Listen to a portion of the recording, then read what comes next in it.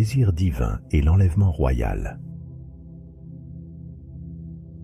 Dans l'ancienne Phénicie, il y avait une princesse d'une beauté enchanteresse nommée Europe ou Europa, fille du roi Agénor. Elle était non seulement d'une grâce exceptionnelle, mais aussi d'une douceur et d'une intelligence qui la rendaient aimée de tous. La renommée de sa beauté se répandit à travers les mers, attirant l'attention non seulement des mortels, mais aussi des dieux.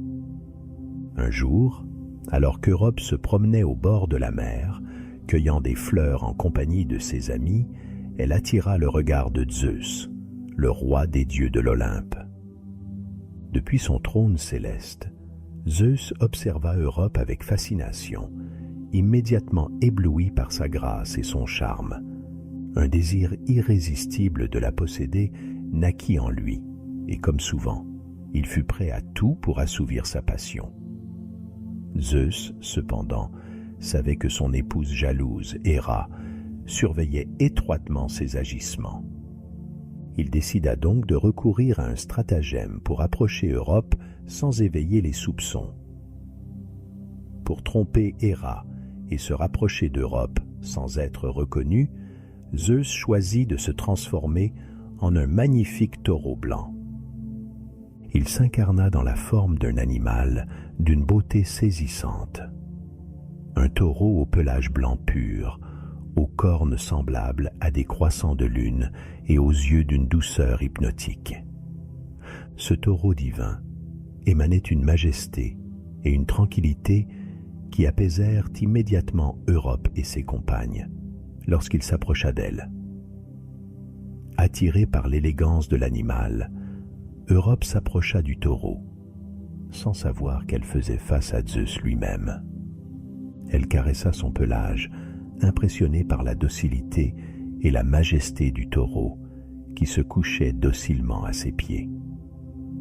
En toute innocence, elle monta sur son dos, amusée par l'animal et charmée par son caractère doux. Mais à l'instant où elle s'installa, le taureau se releva et se dirigea vers la mer, trottant avec assurance, puis galopant vers les vagues. Europe, d'abord amusée, sentit bientôt l'inquiétude la gagner lorsque le taureau plongea dans la mer, nageant avec une force surnaturelle. Les flots s'ouvrirent devant lui et, entourée par l'écume et les vagues, Europe réalisa qu'elle se trouvait en présence d'un être bien au-delà des simples mortels. Zeus, sous cette forme, emportait Europe loin de sa patrie, traversant la mer d'azur sans relâche. La princesse, terrifiée mais aussi fascinée, se résigna à son sort, réalisant que ce voyage la menait vers une destinée qu'elle ne pouvait ignorer. Zeus l'emmena jusqu'à l'île de Crète, un lieu majestueux et sacré où il comptait la séduire et sceller son amour. Sur les rivages de l'île, Zeus reprit sa forme divine et se révéla à Europe dans toute sa grandeur. Impressionnée par la splendeur du dieu et captivée par son aura, elle accepta son amour et son destin. Ensemble, ils passèrent des jours d'une intense passion, unissant le pouvoir divin et la beauté mortelle en une harmonie que rien ne pouvait troubler. De cette union naquirent 3 fils, chacun doté de dons exceptionnels. Minos, qui devint le légendaire roi de Crète et fit construire le célèbre labyrinthe pour y emprisonner le Minotaure. Rhadamante, un juge sage et juste des enfers. Et Sarpédon, qui plus tard devint un héros respecté.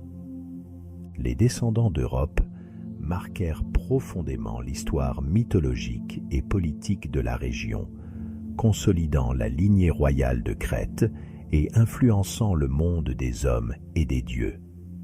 Pour honorer Europe, Zeus fit bien plus que la séduire et l'immortaliser à travers ses enfants.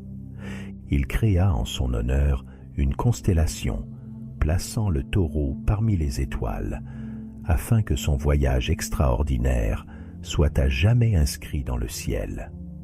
Par cet acte, Europe devint un symbole éternel, sa légende traversant les âges et inspirant la culture et la géographie. Le continent qui porte son nom, l'Europe, rappelle pour toujours cette union mythique entre une mortelle et le roi des dieux. La relation de Zeus et Europe est ainsi restée un symbole de la puissance des dieux, de l'amour divin pour la beauté humaine et de l'influence de ces unions sur le monde des hommes. Europe, bien qu'enlevée et éloignée de sa patrie, devint une reine respectée et une figure d'une lignée royale influente. Cette histoire, marquée par l'enlèvement et la transformation, résonne comme un mythe de grandeur et de mystère, rappelant aux mortels la présence des dieux dans les moments les plus inattendus de la vie.